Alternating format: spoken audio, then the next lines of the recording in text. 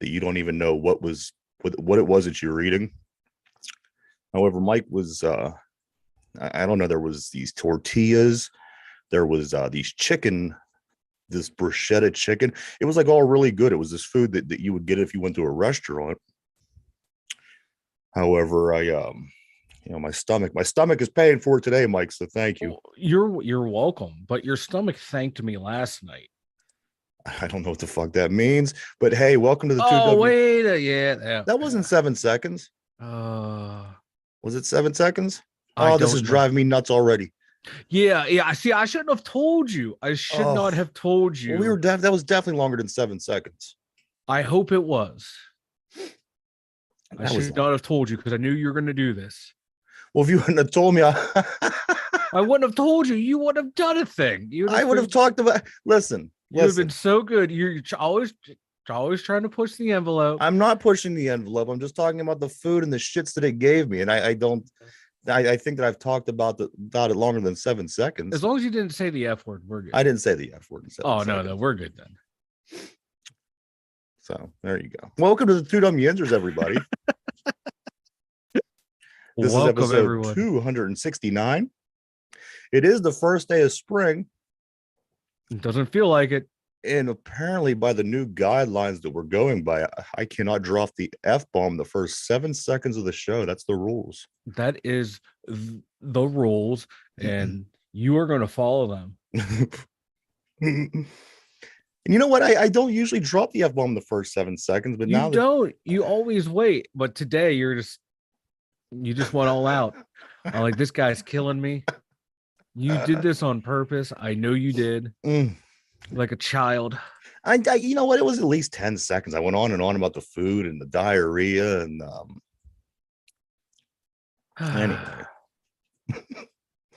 Anyway, hey guys, did you guys see that next year, 2024 PPG Arena will be hosting a first and second round of the NCAA tournament next year?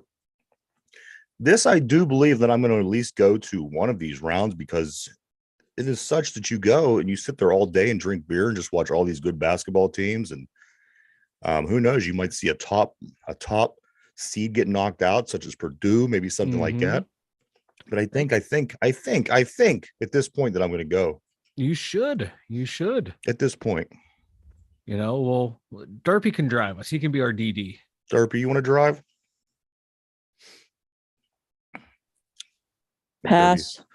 Oh, first he falls asleep on the board, then he says pass. Oh, pass. Is that what you said?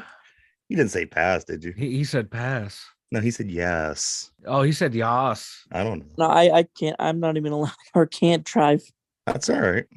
We don't because of a health concern.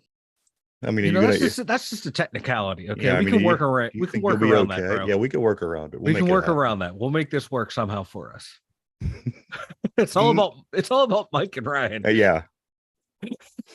But anyway, guys, did you? I don't know. Wasn't any sports over the weekend? Was there? No big moves were made. Nothing exciting happened. I do want to talk extensively about the free agency and about the Steelers and about things that are going on. But I do want to start just to get it out of the way because I don't want to go on and on about it. I want to talk about this college basketball real quick because we are eliminated. So this is going to be it. You may hear a little bit every now and then. We got Derpy's going to make his predictions and things like that. But I want to knock this out, Mike. Mm-hmm. And then a lot of things happened because when we left Friday, Pitt hadn't played its game against Iowa State yet. Mm-hmm. And we went and we played Iowa State almost. We played in the evening that day. But did you guys see this? I want to start off real quick about the Cyclone Larry.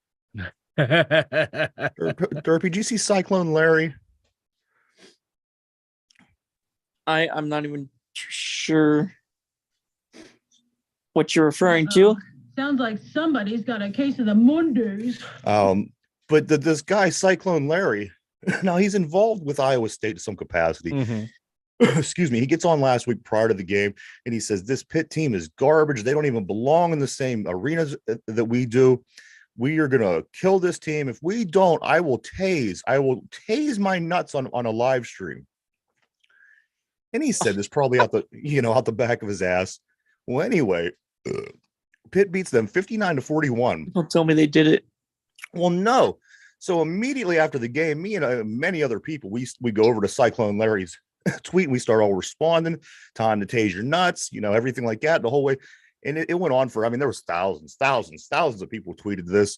And he finally gets on a couple hours later. He's like, you know what? This is the worst day of my life. And people were on my Twitter encouraging to make it an even worse day. So it was funny, and everybody just kind of kept going at him and everything. But to this point, I'm following up on his tweets, and you know what? He has not yet shaved his nuts. So I do encourage anybody. Tased his nuts. Tase your nuts. But the Pitt Panthers, they played Iowa State on Friday. Pitt wins 59-41. This game was amazing because you know what? This team was so good. This Iowa State, Pitt jumped up 22-2 to start this game. Oh. And then afterwards, the Cyclone Larry and the coaches and everybody, it was the whole entire organization. They were going on and on about the rims being unjust. Our rims worked fine. Their rims were loose. Then at halftime, when they went to adjust them, they loosened their rim on the other side and tightened our.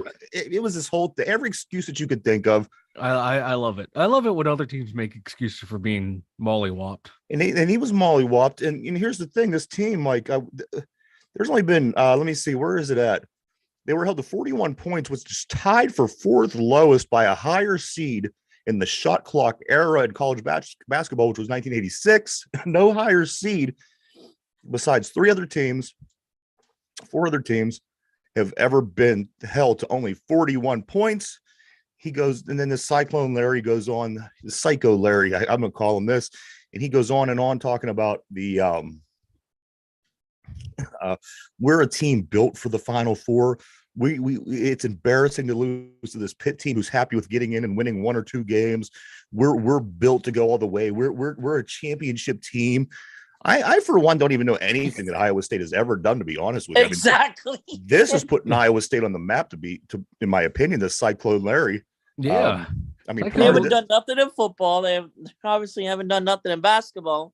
No. So what are we talking about here? This guy's a nut. He's a nut. You know what? The funny thing about him, and then as I followed on, and I noticed over the day, he's picking all these teams, and every team he picks loses. He's like, all right, I'm jumping on this bandwagon, and that team loses. And then he goes, okay, all right, I'm jumping on this bandwagon, and that team loses. And it was just so crazy. It was, you almost couldn't written it any better. And he's going on and on. Then all day, at the end of the day, he puts this text up, this message up. He's like, well, you know what? I don't even like basketball anyway. So you know what? Cyclone Larry, I think this is hilarious. I think that you should tase your nuts. Even if you don't tase your nuts, maybe have, I don't know, a transvestite come shave your nuts or something. You know what I mean? To make it not as painful. I would do something like that. But there you go, Cyclone Larry, everybody. Then also, oh God, that night, get a tattoo that says Iowa State sucks. There you go. Yeah. And then Penn State plays, and I thought here was my thing going into the weekend. Penn State beats Texas, and Pittsburgh beats Iowa, beats whoever the hell we play next, Xavier. Yeah. Then they would end up playing each other this coming week, either Thursday or Friday. The Pitt Panthers would play the Penn State Nittany Lions. So I'm following, Pitt wins this game. So I'm following Penn State. They were up by 1. I'm texting Mike, get on, watch this game. It's crazy. Penn State's going to win. They're up by 1. They're up by 3. I was snoozing. Both teams gabagooed. They fumbled the bag. They did fumble the bag. Then they end up getting on. They lose 71-66. And I was discouraged, and I thought, geez, I don't know if we could beat this Texas team. They look damn good. Yeah. So the next day comes around. We get Sean Miller, of course, who is from right here in the Valley, and also was a player for Pitt back in the early 90s, and now the coach of Xavier. I knew this team was going to be good because his family, he comes from this fundamentally sound family when it comes to basketball. They were really good in the 90s. The high school that he went to, they won state championship after state championship there for a while. I knew this was going to be a good coached basketball team. And you know what? They didn't upset this Xavier team. I don't know if either of you guys seen the game. We lost 84-73. However, we were down by a lot more. And this score really made it look like a better game than it was. There was no point in this game that I thought that we every time we had a chance, we just didn't capitalize. We just didn't capitalize. We come down, we needed a basket. We bricked it. They were making everything. We were missing everything. It was one of them kind of games. And at the end of the game, you thought to yourself, you know what? It is what it is. We just had a not so great game. I got to say the defense was looking a lot better, guys. They brought the twins from Spain, the freshmen, into play, and Federico was out, Mike. He was out both of the games with the injury. I saw he was out. Yeah, They attempted to play him at one point, but you know what? These guys, they play really good defense. They had a number of blocks over the weekend. They're going to be a part of the team coming up next year, them along with Blake Hinson, a couple other guys. So I think this team is going to be good moving forward. You have the 5 seniors that graduated: Mikey Sabandi, Jamarius Burton, Nellie Cummings, Greg Elliott, and Aiden Fish. Them 5 guys are going to be gone, but the team that we do have at this point, and then bringing in some, we should still be, good enough. Yeah. Good enough. Hopefully that will, be work for them, because Pitt was, they were moving in the right direction this year. They pull a hell of a lot further than anyone thought they would. Jeff Cable really did an amazing job with these kids. Yeah. He did. He brought these guys. None of these guys knew each other at the beginning of the season. They all kind of came in as transfers and this and that, and he threw it together. And you know what? They got within a game of the Sweet 16. Somebody jumps on my back on Twitter yesterday. They said, embarrassing. And I just basically said, not really. We were picked to finish second to last in the ACC. Here we are, one game from the Sweet 16. I mean, I would say that a team like Purdue at the number 1 losing is more embarrassing. Absolutely. Oh, and here's a funny thing about that real quick, guys. That FDU team that beat Purdue, Pitt beat them earlier this year, 83-61. Yeah. We beat this team by 22 points, and this is the team that came out and beat Purdue. Yeah. So, I mean, Pitt belongs. And that's what I think a lot of the argument is. People in Pittsburgh right now, we're just, we belong. The team belongs in here. They belong where everyone says that they aren't. And that's it. I'm not upset that they're not continuing on. I'm not upset that we didn't win the championship. I'm just saying that this team belongs. They belong when people thought that we didn't. And we made a good run at it. Derpy, they did their best. They did their best. Derpy, there's zero brackets. I know. Zero brackets left intact. There's 2 on the women's side. Are there really? Yeah, that's it. That's all that's left. Wild. I mean, the crazy upsets this year, that it's out. I mean, every year it's crazy, and I say this every year, but this has been a lot of fun this season. I really, truly enjoyed this. Maybe because of Pitt's success a little bit more than usual, but is that a new coach? Who? Yeah, Jeff Cable from North Carolina. See, he was from Duke. I'm sorry. He's been there for a few years now. Yeah, and we got better every year. Yeah, every year he's been here. Also, a couple side notes before we move on. Nellie Cummings reached 1,500 points this weekend, and also Jamarius Burton reached 1,500 points in his college career. Also, congrats to those guys. And, hey, thanks for the ride. Whatever you guys do the rest of the way out, I wish you all the best. And like I said, it was a lot of fun. 16. So here's what I do. A lot of fun. A lot of fun. A lot of fun. Looking at the 16 that are left, though, Well, I'm going to give you the 16 real quick. Like I said, I'm not going to go on and on with this college basketball. I'm over it, and I'm ready for football. But let me give you this Thursday's games. We have Michigan State, who is 7, Kansas State 3, number 8 Arkansas, number 4 UConn, number 9 Florida Atlantic, number 4 Tennessee, number 3 Gonzaga, number 2 UCLA. And then on Friday, number 5 San Diego State, number 1 Alabama, number 5 Miami, number 1 Houston, 15 Princeton, 6 Creighton, and finally 3 Xavier and 2 Texas. Derpy,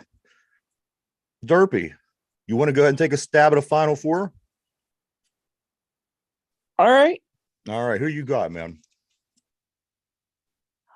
And take it a little bit more serious this time. Don't take Oral Roberts over Duke.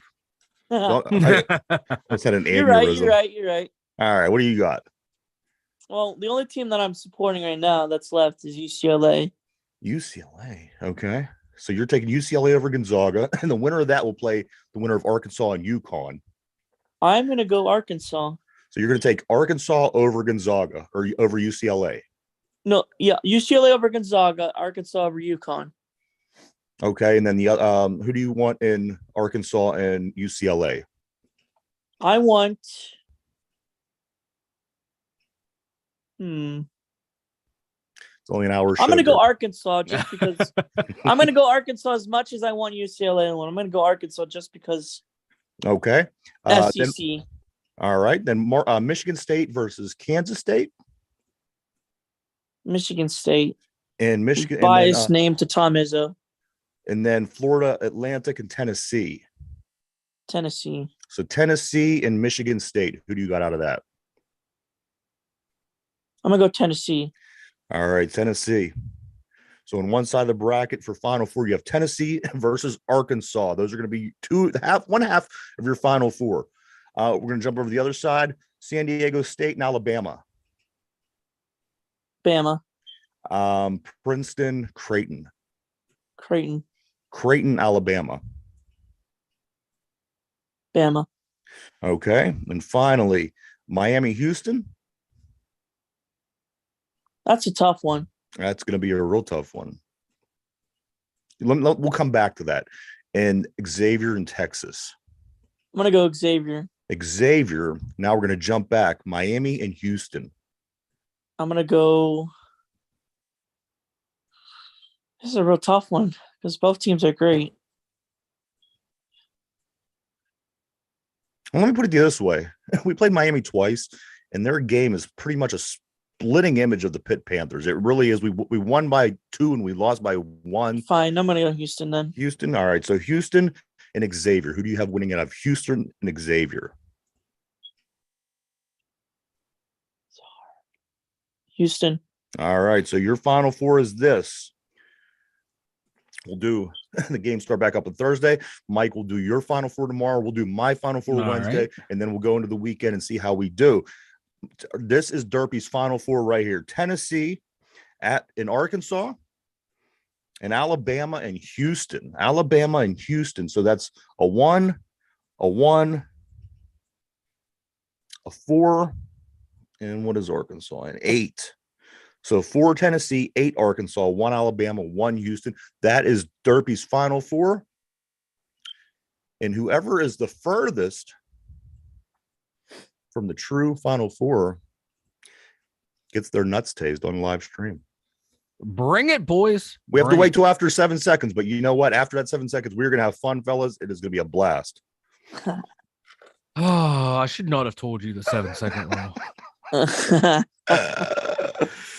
Anybody else? Anything on the college basketball before we move on?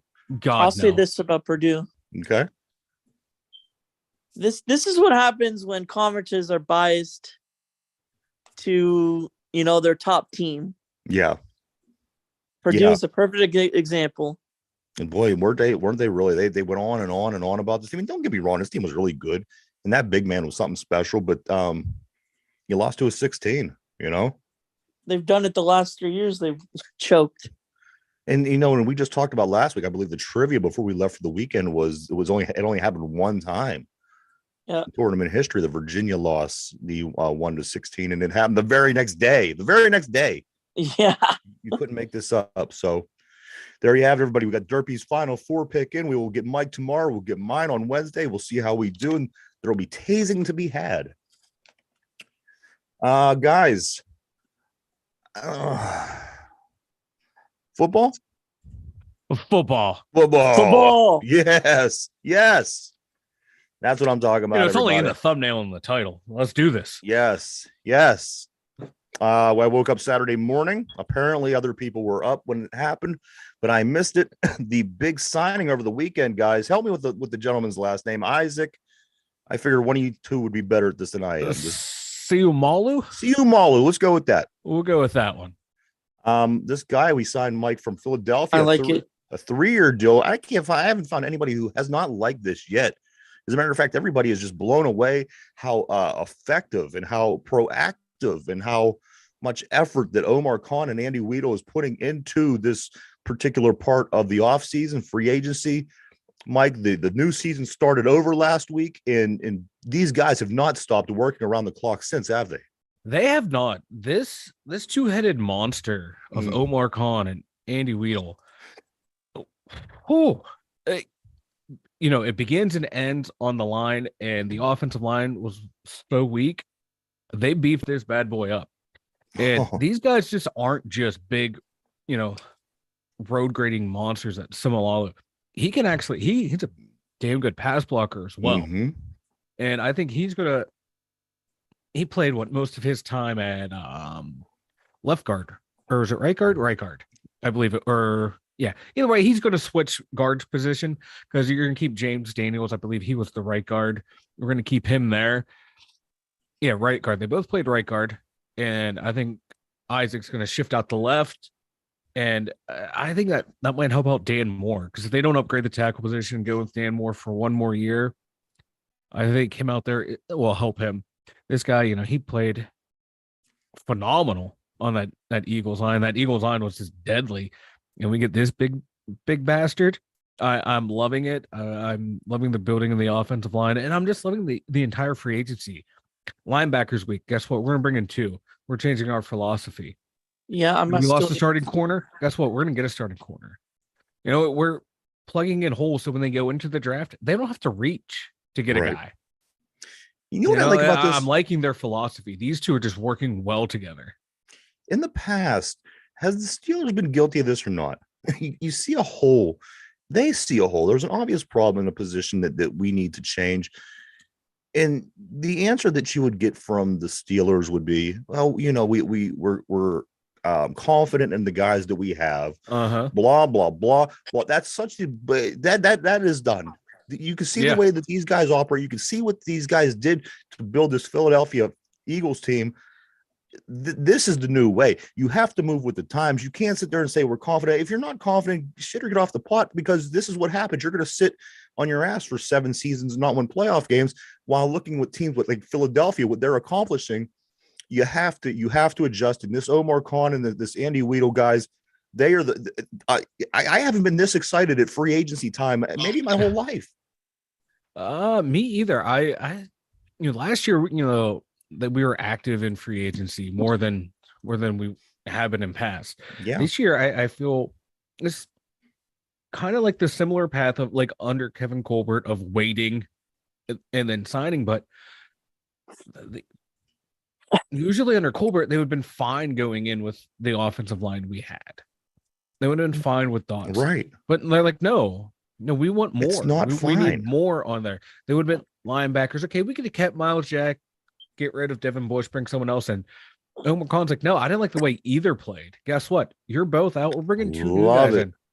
You can't, a GM can't be afraid to say, hey, 1 year was, this was a mistake. We're getting rid of it in year 1. After year 1, we're going to correct this mistake. I like that active GMs, man, that aren't afraid to admit their mistakes and move on.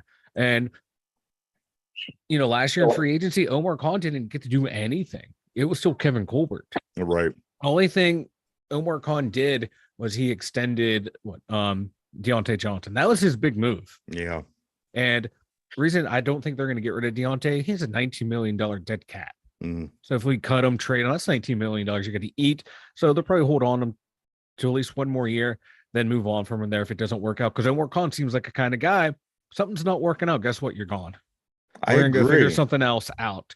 And you know what? I wouldn't have a problem with DJ staying, Mike. He just needs to stop doing what it was that he did last year. I mean, these things that we saw, they were actually uncharacteristic. You didn't see him running back toward the ball 3-4 yards. You didn't see him, those kind of things. He has to get it right up here. Yeah, it exasperated last year. It's like, well, who was this guy? Yeah, we saw it a little bit, but we didn't see it a whole bunch this time here. And Deontay, look at his numbers, man. He's 680 yards, 923, 1100, 800. Not a bad production. It's just get it together. But we're gonna see. Don't be surprised if the Steelers take a wide receiver. I'm looking at like the fourth round or the 3rd round. They might take a wide receiver. I think that's how the draft is setting up. where your I mean, first two picks in any particular I'm gonna order still are need going a to be free agent tackle. receiver. They're not getting a free agent receiver. They're going to get a tackle or a corner in round one. If they get a free agent receiver, it's going to be a lower tier player who can play special teams. And your boy Can't wait Adam for the same Thielen. result Adam on the field Thielen went then. to the Panthers over the weekend too. I seen Derp. Yeah, Adam, if I don't have a true number one next to me, Thielen, I can't do anything. His entire career, he's had Stephon Diggs, one of the best receivers in the league, and Justin Jefferson, one of the best receivers, if not the best receiver in the league. So what has Adam Thielen done without those two? Hollins is gone too. Who's gone? The receiver I suggested on the weekend before we went to the weekend, Hollins. Hollins, yeah. This if they get anyone, it's going to be that Miles Boykin type. I don't- They're looking for can't special wait for the teamers same players. result then on the offense. Then Why you have your top two receivers, He's not a and two. they have their top two receivers. They're not getting anyone else. If they do, maybe a slot receiver. DJ's not a two. Well, look at it this way. let me intervene if I may. George Pickens is coming back in a second season. I think he's going to be more productive. Why is he going to be more productive? Because Kenny is working with them. Kenny is working on his pocket presence, and Kenny now has somebody that he could feel a little bit more comfortable blocking his back. And I think continuing in the draft and things are going to get a little bit better in the sense of the offensive line, which it already has tremendously. I think those things go into account. Also, we have to consider, what if this Calvin Austin comes along and he becomes a productive player in this offense, and I'm not saying that, people are looking for Tyreek Hill. That's fine and dandy if he is, but if he's not, at least have a guy that runs patterns out in the slot, just doing different things like this. Another thing, if Deontay Johnson comes into this season and plays like he did last year, I'll lose my mind. So there's in my mind, something has to happen, whether it be within his own mind, with his coaches, the players around him. They have to correct these problems with Deontay. So I think by default, things are going to start getting better in the passing game. Now, do you think, if you brought in an Adam Thielen, let's say, for an example, where is he going to be in the depth chart? I mean, he's going to be at least 3, maybe 4. At least he'd be third, because there's no way he's supplanting Pickens. There's no way he's supplanting Deontay Johnson. I mean, they've committed on our depth chart. The thing about Deontay, I mean, they're committed to him, and at this point, that they like Mike said, there's a lot of money things going on, and I think that Deontay just has to get it right in his head. He wasn't terrible up until this. I mean, he was, despite putting up decent numbers. My thing is that, do you know how many times they threw it up to Pickens just because Deontay couldn't be that guy? Which is, I mean, and you could do that with a luxury like Pickens. Yeah.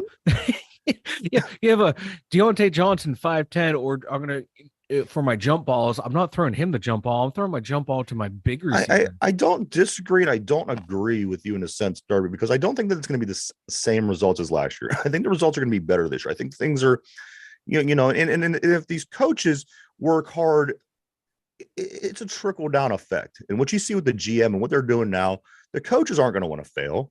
They're not going to want to come out there and lay an egg this season. So they're going to be on these guys. Let's, getting game plans, I think we're on a good path. The receiver that we're thinking of, I just don't know if we're going to get him this year, Derby. I just don't know if we're going to I don't know if he's out there. Let me give you a quick rundown. You would need a receiver to replace Deontay Johnson as your number one. And I just don't, I don't see anybody in the free agency. None of them. Yeah, they're not. Deontay Johnson's a damn good route runner. He averages 5 touchdowns a year, close to 1,000 yards a year.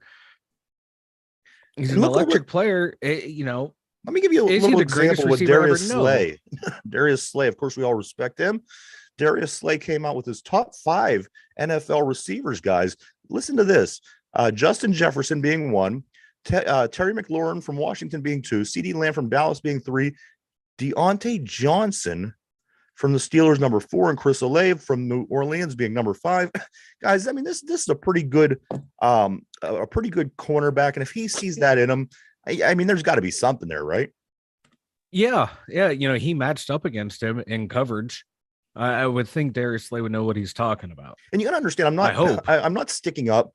I'm not putting my neck out for Deontay Johnson. I had it up to here with him last season. I was the first one. We all did. Put my foot on his ass and just But you know what? At this point, Derby, I don't know if there's anybody even left that's in a free agent pool that's worth making that move. I don't think that we're in position to go after that guy in the draft. As Mike said, we might go after a 4th rounder if we're lucky. I just think the situation has to get better, and he's got to recognize it about himself. It started rocky last year. He skipped out on a football camp or something. Then from that point on, it seemed to snowball with DJ. I just hope that it doesn't happen this year. Let's get back on track. Put up, semi-decent numbers. Let Pickens do his thing. Let's run the ball more, which opens up the passing game, which we're going to be able to do because the lines, improved. I think things are going to get better by default. Do I think Deontay Johnson's going to get heads and shoulders better? I don't think he's going to get heads and shoulders better. He just has to play good football. And you know what? That's what you're getting paid a lot of money to do. Look for A.T. Perry if he's available there in that 3rd or 4th round. I'd say he's another big-bodied receiver. He's like 6'4".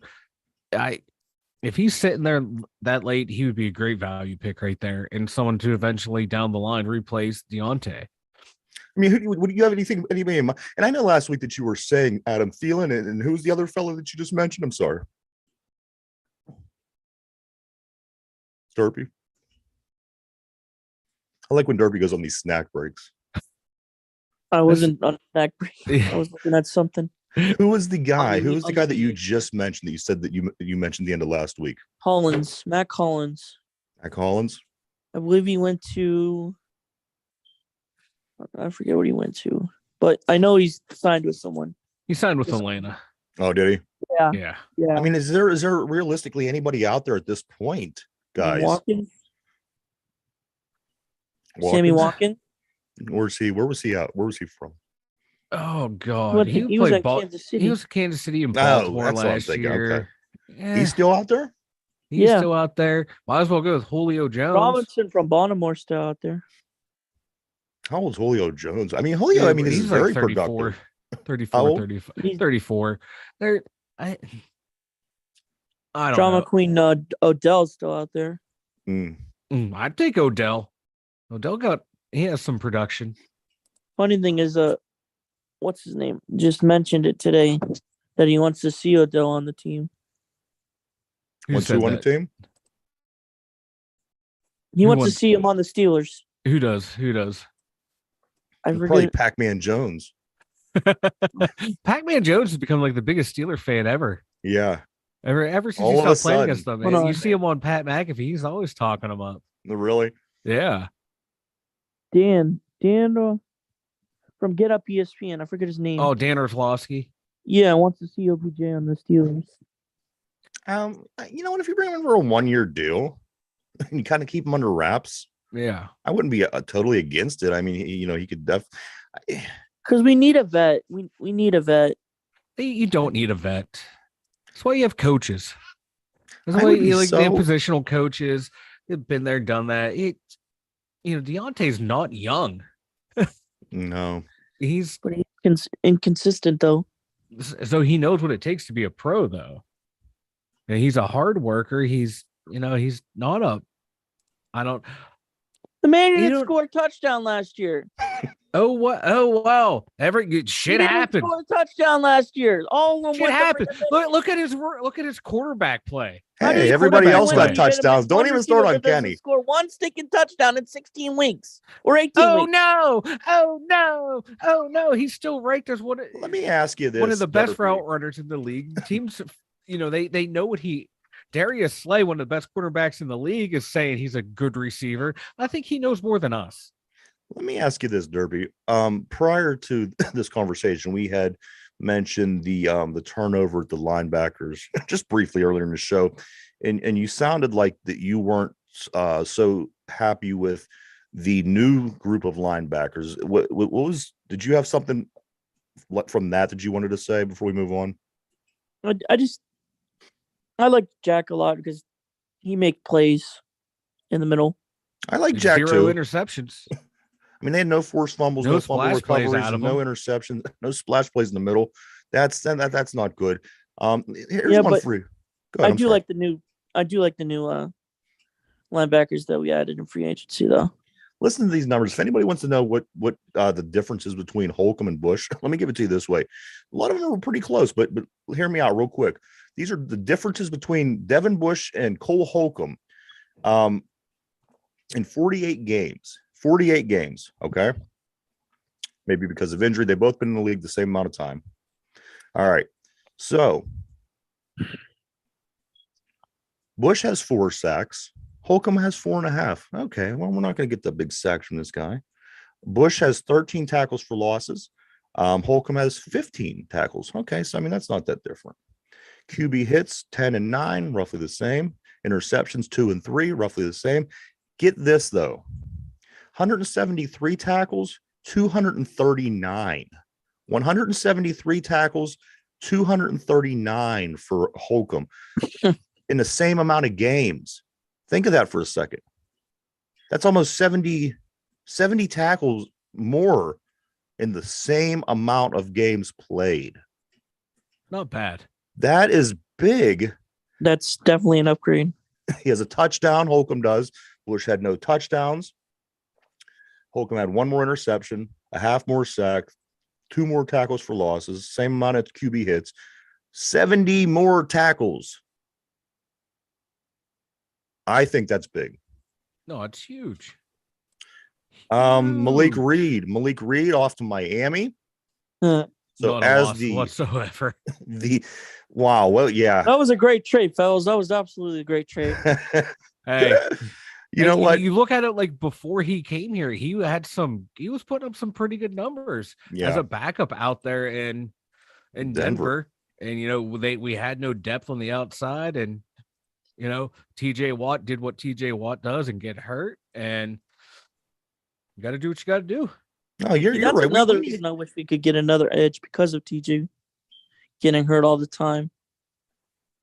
Yeah, because right now there is still kind of like talks with Bud Dupree, and if they can get him on the cheap, I don't mind bringing him back. Get him for a Snickers bar. I can tell you that right now. TJ's definitely gonna get hurt. He always does. I say we bring back Bud. Bud was productive here. Bud was productive opposite side Watt. Bud we could get for a pack of condoms and a Snickers bar. I'm pretty sure we could get him back here really cheap. I think he would be happy to come back here after the disaster that was Tennessee. You know what? Why not? Go get Bud Dupree. The guy knows the defense. The guy knows the personnel. The guy, at this point, why go out and spend a lot of money trying to find that extra, that depth? Yeah. Bring back Dupree. Yeah, I wouldn't mind bringing him back. Who else? Got Leonard Floyd. Maybe. He might cost way too much. Might want to be a starter. But, the way we run through our outside linebackers, you never know. Yeah. Shit, might need them. But there's options out there. They got to find – they need depth at that position big time because there really is no depth on this team. I mean, you and I were talking yesterday here at the studio. We were here watching some college basketball, and we were talking about the Philadelphia formula. The Philadelphia formula, of course, being this Omar Khan and Andy Weidl, the way that they operate and the way that they run things. And we were talking, Mike, about, as these players move on, draft accordingly, have them players right down in the same spot. They have a good system and a good formula. Again, you hate to say that you're taking something out of Philly's playbook, but once in our life, let's humble ourselves and say this is working for them. And what we're doing hasn't been working for at least 7 to 11 years. You know what I mean? Yeah. Because look, as you're referencing, Philly, they lose Hargraves. Guess what? We have our defensive tackle ready to go. Andrews, guess what? We have our linebacker ready to go. Oh, we lost this guy. Hey, guess what? Who we drafted last year? Okay, this is a projected starter replacement. So smart moves, and we're bringing someone along from that organization who, he was key in a lot of these drafts, especially for the O-line and D-line, and bring that philosophy in. This is why, it took a long time to find a GM. We eventually set it on Omar Khan. Omar Khan, I think, knows Andy Weidl, knows what he does, says, hey, if you're getting me, he has to come too. And they're planning out this offseason almost perfectly, addressing holes, major holes that need filled, and hopefully supplement through the draft and see who's contracts are up next year. Look for maybe those positions to be filled as well. Things are looking up, boys. Just think if this was the same formula that we have been going with, and we knew that we needed a linebacker, we knew that we needed an offensive line, we knew that we needed cornerbacks, and we didn't really touch anything. Maybe we brought in a second tier linebacker. And that's the way that we did do it. We cleaned house. Mm-hmm. We brought in a whole new set of linebackers. You brought in 2 offensive linemen. You brought in a Pro Bowl cornerback, which some argue that he might be a little bit past his prime. But you know what?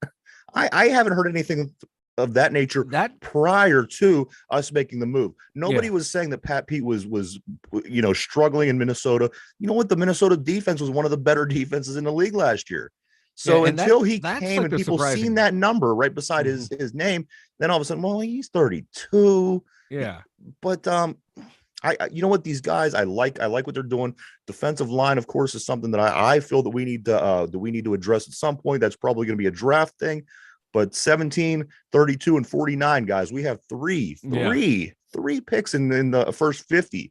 So, whether it be building depth behind what we just did, whether it be getting the star that we want for the future and start grooming him behind the guys that we just brought in, or start working on the defensive line, it's going to be a lot of fun. Yeah. This, guys, I'm beside myself with how excited I am how this offseason is going.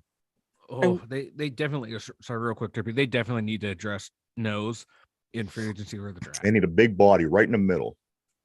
I will say this: if one of these 4 players is going to be there, and if forget the tackle idea, if they are going to be there, Simpson, Reese, Carter, and Smith. Ooh. If one of those 4 players are there, you got to get them. I don't care what. I do not care about a tackle, a left tackle. If one of those players are there, you got to get them. What?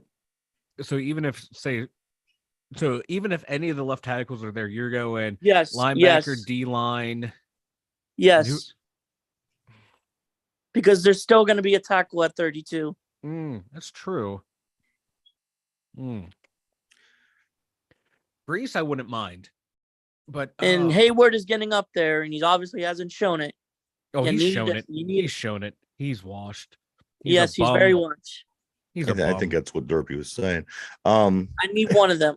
We need a big body in the middle. And as we mentioned last week, DeMarvin Leal, he's crafty, he's skilled, of course. You see that there's potential, but we just need a big. I mean, he's not that big of a guy in the sense of a defensive lineman. We need a big guy to just block some holes, to clog some holes, and as we've done in the past with the 3-4, it allows our linebackers to do what it is that they do.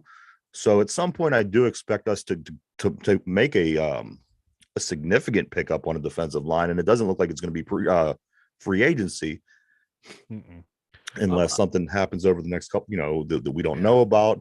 It just seems to me that, and then also, like you said, the Derpy, the receivers, you're kind of concerned at that position as well. So, I mean, yeah, like you said, you would probably get good at the 4th or maybe at 80 in the 3rd.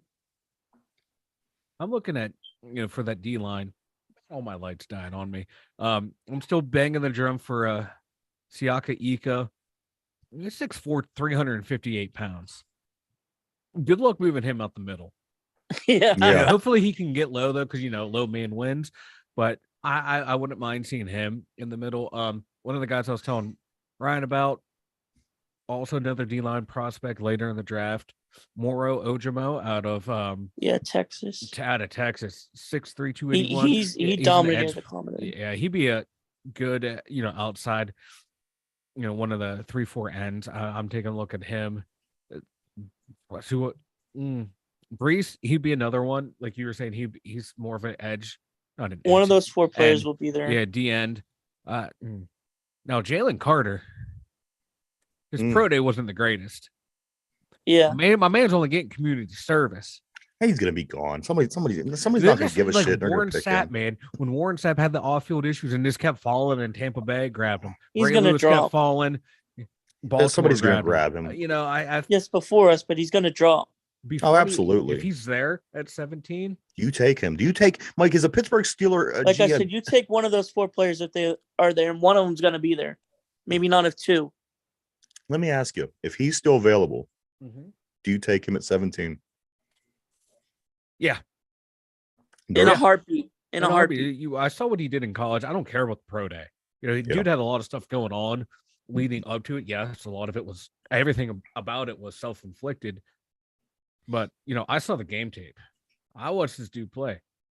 That is, he's a monster. No two ways about that. Yeah, he was potential the number one pick in the draft. Yeah, like him and Will Anderson if the Bears didn't trade.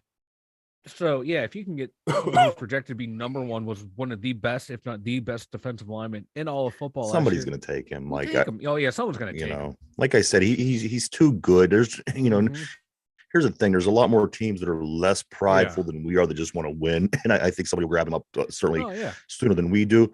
Mike, who's really in Derpy? Who I am really impressed with, almost as much as what the Steelers are doing in free agency and in the offseason, is the Detroit Lions. Yeah, if it isn't every day, I'm seeing another move, another guy. Lions and the Bears are making moves. That NFC North might be worth watching for once, and you know what? It's going to be fun because it's going to have no Aaron Rodgers.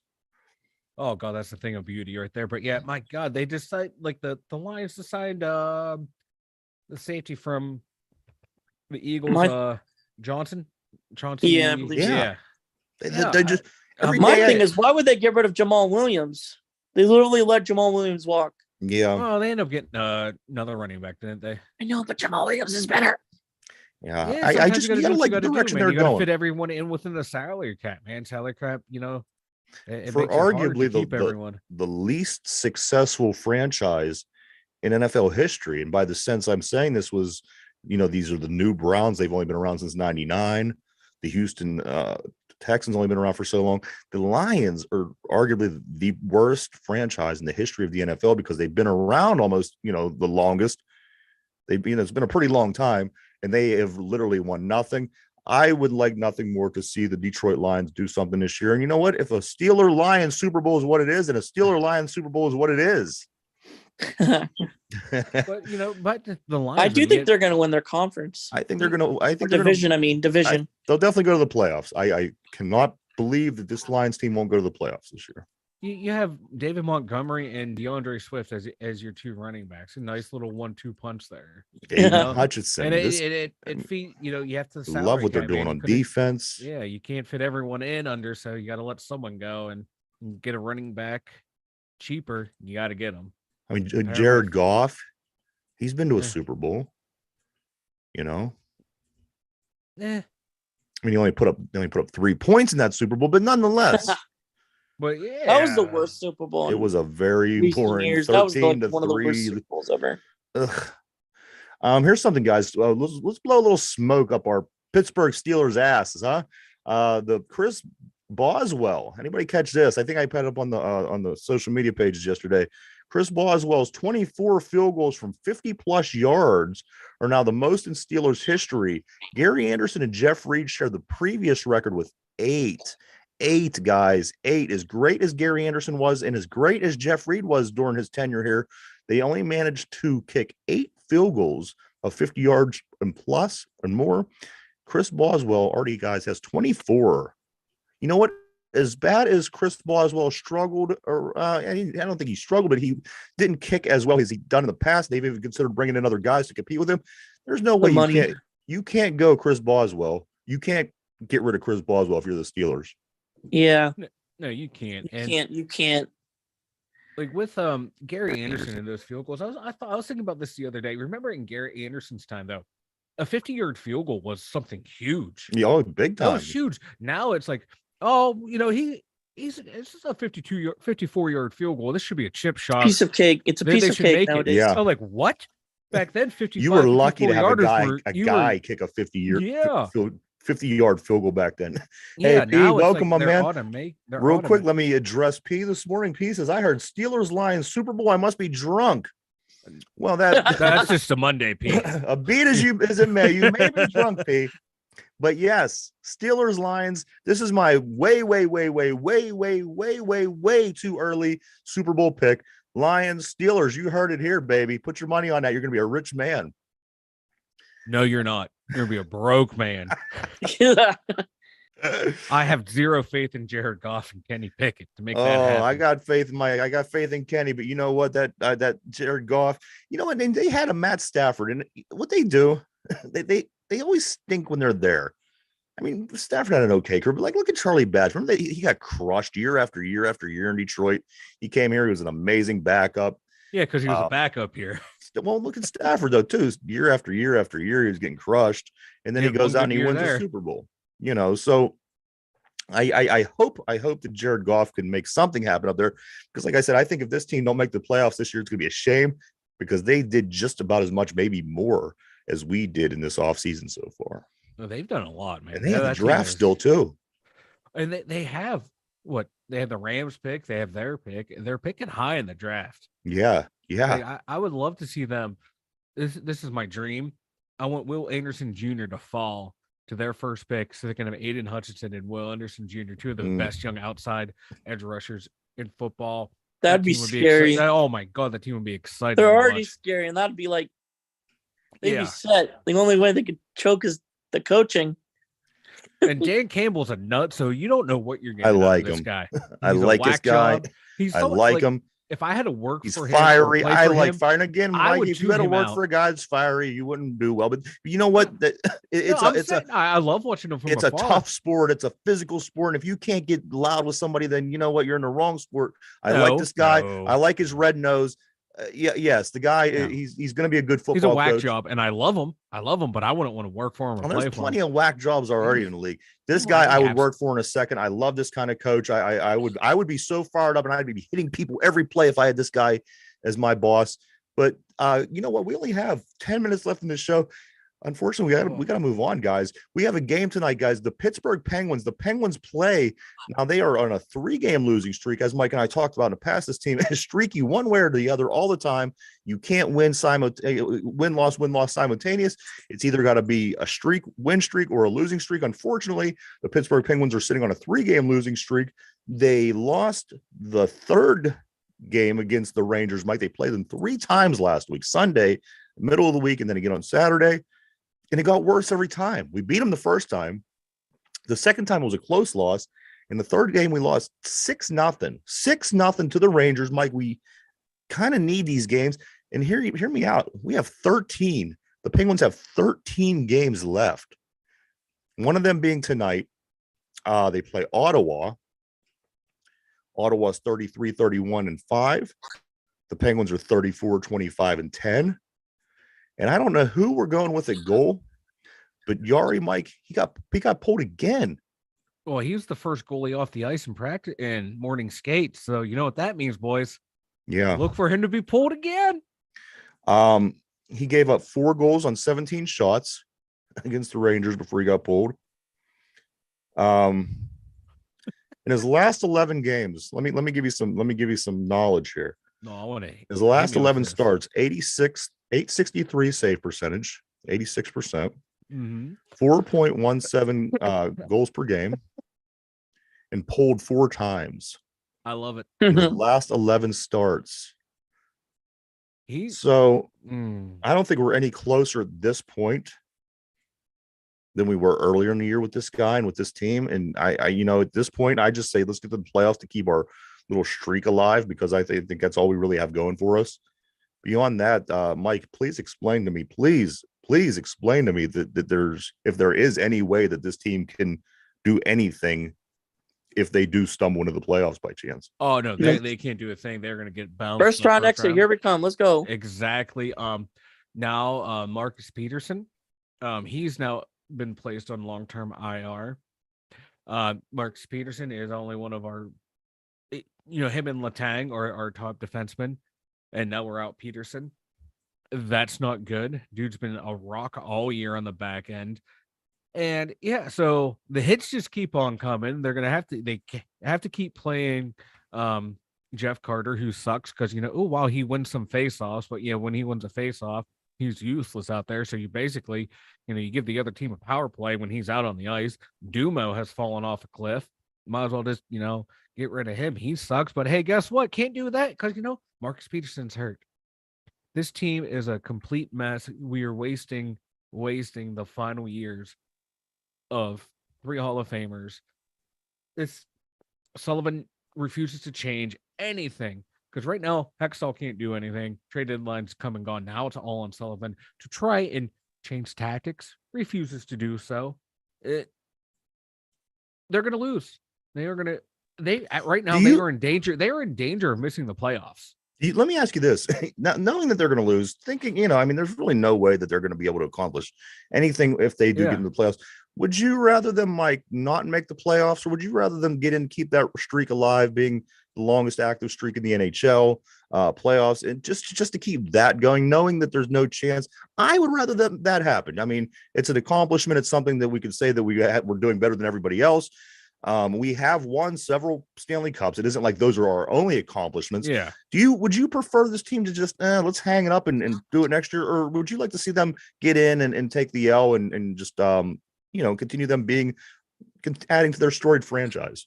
I want them to miss the playoffs. You do want to miss the playoffs? As do I.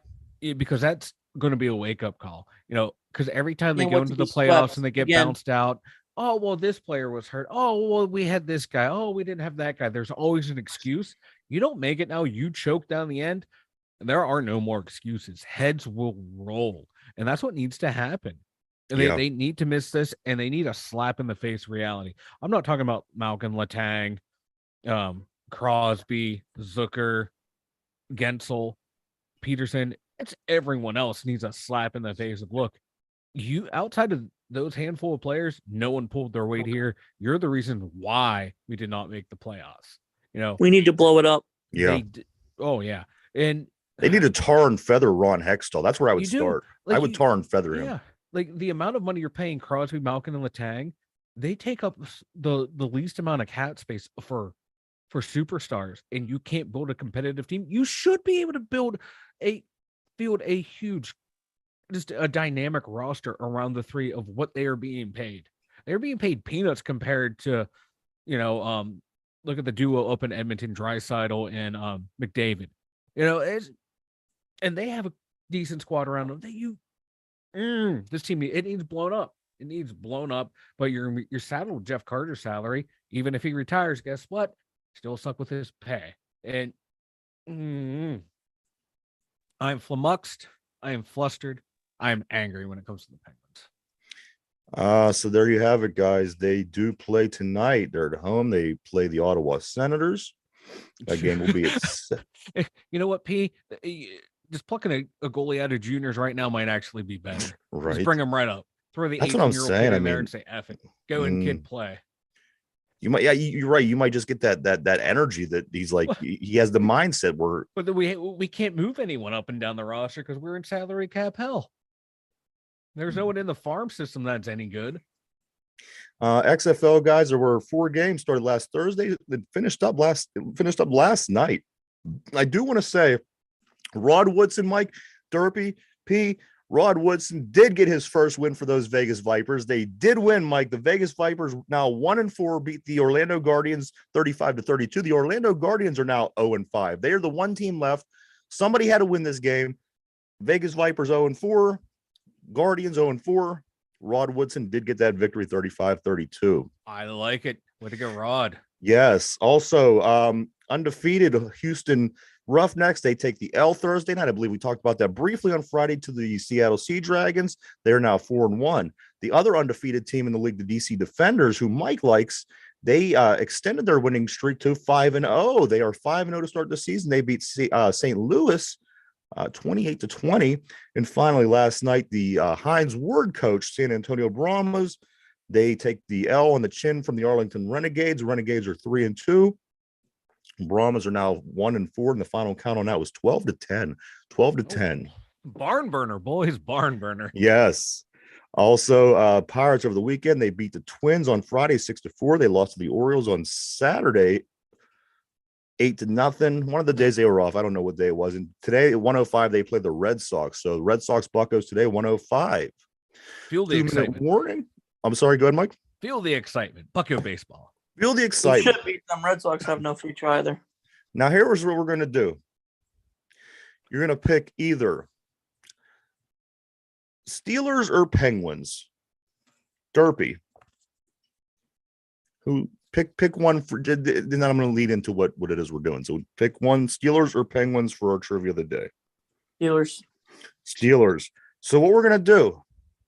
The Steelers went to 8 Super Bowls. I'm going to start at the very beginning. You're going to name the first team. Then we're going to go to the other guy. He's going to name the next team we played. Then we're going to go back to the other guy and to the next team we played. And we're going to go through all 8 of their Super Bowls, win, lose, in chronological order. And I'm going to start with Mike.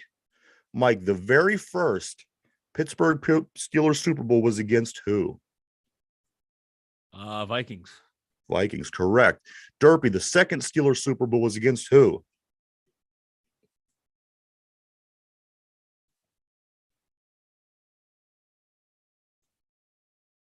I don't know. I wasn't born yet.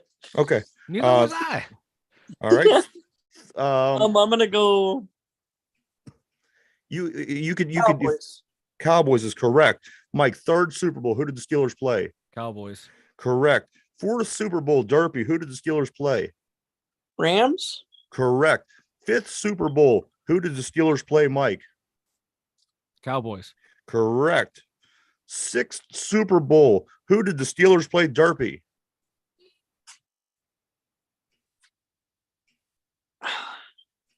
I feel like I should know this.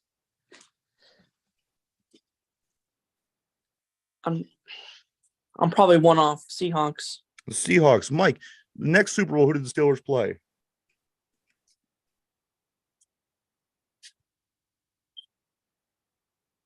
Cardinals.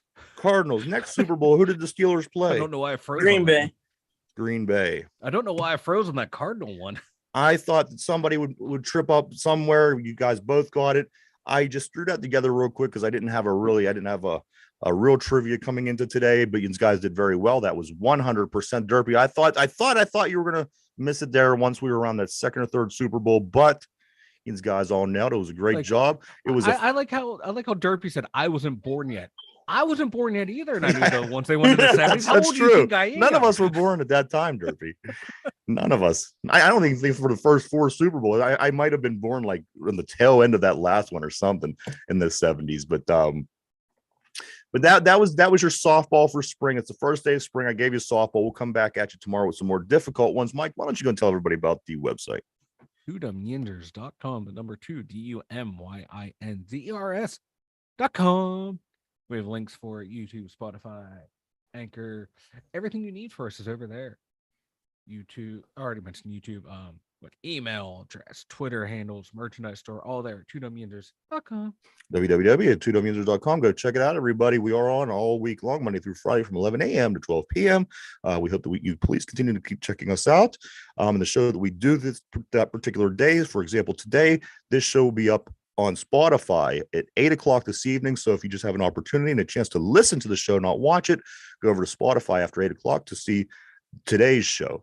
I do believe that is everything for the day, guys. Derpy, we're going to turn to you for the words of wisdom for the day. What do you got, brother? I'm just gonna rock with what I've been saying. Do it. Always appreciate the little things in life because it could be worse. You could be a Browns fan. I like it. Hey, everybody, again, we do thank you for checking us out. We hope that you continue to do so on the board. It's always great seeing you, P. And then for everybody else, have a great day. Enjoy the first day of spring. Mike. I got something to say. Please. He's got something to say. I saw this tweet. It was great. It's from your buddy, Mark Madden. It reads, Jeff Carter's 6th in the NHL in face-off winning percentage. By the way, they had luxury seating on the Hindenburg. There you go, everybody. Derpy, Mike, Ryan, 2 Dumb Yins. Have a great first day of spring. We'll see everybody tomorrow. Bye-bye.